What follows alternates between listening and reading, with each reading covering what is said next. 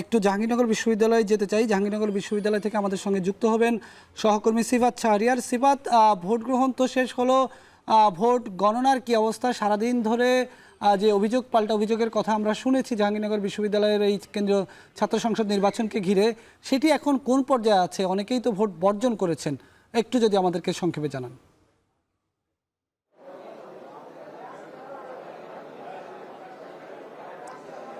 এটি বলা যায় এখন যে যার অবস্থানে রয়েছে স্থিতিশীল।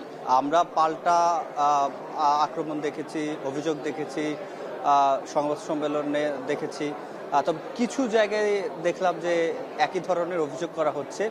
তবে সেই বিষয়ে উত্তর দিতে পারবেন নিশ্চয়ই নির্বাচন কমিশন যখন কথা বলবেন, আনুষ্ঠানিক বক্তব্য দেবেন, তখন সেগুলোর উত্তর নিশ্চয় আমরা পাবো। তবে এখন যে অবস্থা সেটি কিছু ক্ষেত্রে থমথমে, আবার কিছু ক্ষেত্রে বলা যায় স্থিতিশীল। আমি যে জায়গায় আছি এখানে আসলে পরিস্থিতি হচ্ছে সকলেই ব্যস্ত, যেহেতু 21টি হল একটি একটি করে আসছে ব্যালটগুলো। আমরা ডাকসু নির্বাচনে যেটি দেখেছি, হলগুলোতে ঘোষণা করা হয়েছে, তারপর সেটি কেন্দ্রীয়ভাবে ঘোষণা করা হয়েছে, কেন্দ্রীয় ছাত্র সংসদের যেটি। তবে এখানে যেটি দেখছি যে হলগুলো থেকেও এখানে কেন্দ্রীয়ভাবে নির্বাচন কমিশনের কার্যালয় নিয়ে আসা হয়েছে, এবং এখান থেকে মূলত সব ধরনের হল এবং কেন্দ্রীয় ছাত্র সংসদ দুইটিই প্রকাশ করা হবে। এটি বা নির্বাচন কারো কারো বর্জন করা কিংবা উত্তেজনাকর পরিস্থিতি তৈরির কারণে তড়িৎ সিদ্ধান্ত কিনা জানি না। তবে আমরা যেটি দেখেছি, ব্যালটগুলোকে যখন এখানে নিয়ে আসা হচ্ছিল তখন সামনে পিছনে পুলিশ, আনসার বাহিনী এবং অন্যান্য যে বাহিনীগুলো রয়েছে, কড়া নিরাপত্তার মাধ্যমে ব্যালটগুলোকে এখানে নিয়ে আসা হয়েছে। একটি গুঞ্জন উঠেছিল যে উত্তেজনা পরিস্থিতির যাতে আবার ব্যালট পেপার কোনোভাবে ক্ষতিগ্রস্ত না হয়, তো সেটি যাতে না হয় সেটি আমরা দেখেছি নিয়ে আসা হয়েছে। একটি হলে আমরা যেটি দেখেছি, কাজী নজরুল ইসলাম হলে মোটামুটি 2 ঘন্টা পরেও আসলে নির্বাচন সেখানে চলেছে, অর্থাৎ ভোট গ্রহণ চলেছে।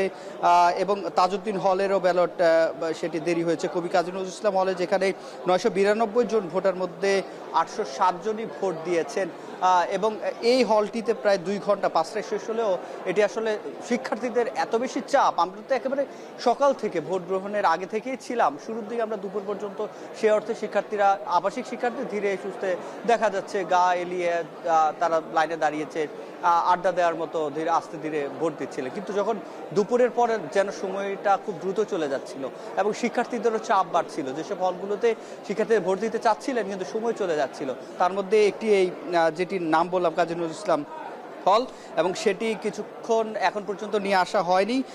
এবং যে 21টি হলের মধ্যে 17 থেকে 18টি হলের যে ব্যালট বাক্স সেটি কিন্তু এখানে চলে এসেছে। তারপরে সবগুলো হল আর বাক্সগুলো এখানে আসবে, ব্যালট পেপারগুলো, তারপরে মূলত আসলে ঘোষণা শুরু হবে, গণনা শুরু হবে, এরপরে ঘোষণা।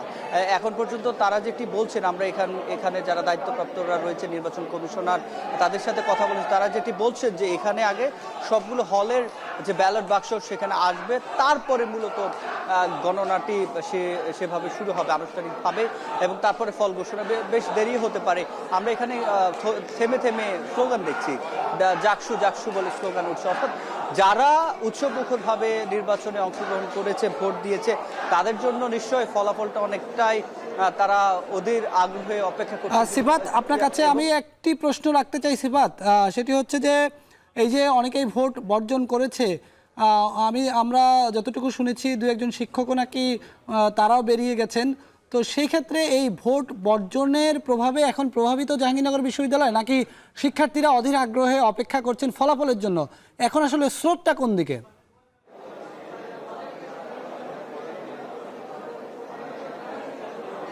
আসলে বেশিরভাগ শিক্ষার্থী যেহেতু ভোট বর্জন করেনি, সেক্ষেত্রে বলা যাচ্ছে না যে ভোট বর্জনের কারণে প্রভাবিত হয়েছে। আবার আরেকটা বিষয় দেখতে হবে বেলায়, সেটি হচ্ছে ভোট গ্রহণ শুরু হয়েছিল সেই সকাল 9টায়, ভোট বর্জন দেখা গেছে কেউ করছে 10 মিনিট আগে, কেউ আধা ঘন্টা আগে, সর্বোচ্চ 1 ঘন্টা আগে করেছিল ছাত্রদল দেখেছি। আর আমরা যে শিক্ষকদের কথা বলছিলেন, 2জন শিক্ষক সরাসরি ভোট গ্রহণ এবং সেই নির্বাচনী দায়িত্বে ছিলেন, আরেকজন ছিলেন না।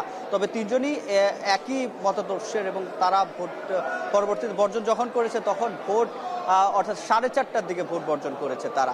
তখন আমরা প্রশ্ন করেছিলাম যে এত এতক্ষণ আপনারা যে অসঙ্গতি অনিয়মের কথা তারা বলেছিল, যেমন হচ্ছে ডোপ টেস্টের এখন পর্যন্ত রেজাল্ট দেওয়া হয়নি, অনেকে ডোপ টেস্ট নাকি দেয়নি, এবং পোলিং এজেন্ট ভেতরে প্রবেশ করতে পারেনি, অনেকে 2-3 ঘন্টা দেরি, সেটি আমরাও দেখেছি। সকাল থেকে এটি নিয়ে আলোচনা ছিল, পরবর্তীতে ঢুকেছে। তবে আমরা তাদের কাছে প্রশ্ন ছিল যে অনিয়মগুলো ভোট শুরুর আগে থেকেই, আপনি যেটিকে অনিয়ম বলছেন, অসঙ্গতি বলছেন, তাহলে আপনারা নিজেরাই যখন নির্বাচন ব্যবস্থার সাথে যুক্ত, তখন কেন তারা আসলে ব্যবস্থা নেয়নি? প্রধান নির্বাচন কমিশনের সাথে কেন কথা বলে সে ব্যবস্থাটি কেন গ্রহণ করা হলো না? তারা কেন ভোট গ্রহণ শুরু করলেন এবং ভোট গ্রহণ শুরু করে একেবারে শেষ পর্যায়ে গিয়ে আধা ঘন্টা আগে তারা বর্জন করলেন? 3 জন বর্জন করেছে, তখন আসলে তারা সেই অর্থে সদুত্তর দিতে পারেনি বলা যায়। তারা যেটি বলেছেন যে ভোট তারা বলেছেন, কিন্তু কোনো রকম সেরকম ব্যবস্থাও গ্রহণ করা হয়নি, এবং আমরা সেটি বিশেষ করতে চাই যে তারা চেষ্টা করেছেন, তবে সেই শিক্ষকরাও নিশ্চয়ই চাইছেন না যে ভোট একেবারে ফলাফল না আসুক, কিংবা এই যে 33 বছরের অপেক্ষা পেলেন,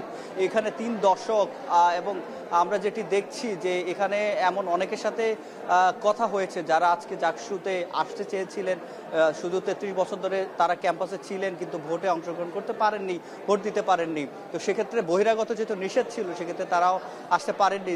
নিশ্চয়ই দেশবাসী তাকিয়ে আছে। তবে যেটি হচ্ছে, নিশ্চয়ই যারা অভিযোগ করেছেন তাদের অভিযোগগুলোকে অবশ্যই আমলে নিতে হবে, এবং এটিকে অবশ্যই ধন্যবাদ আমরা যেটি মনে সিফাত। করি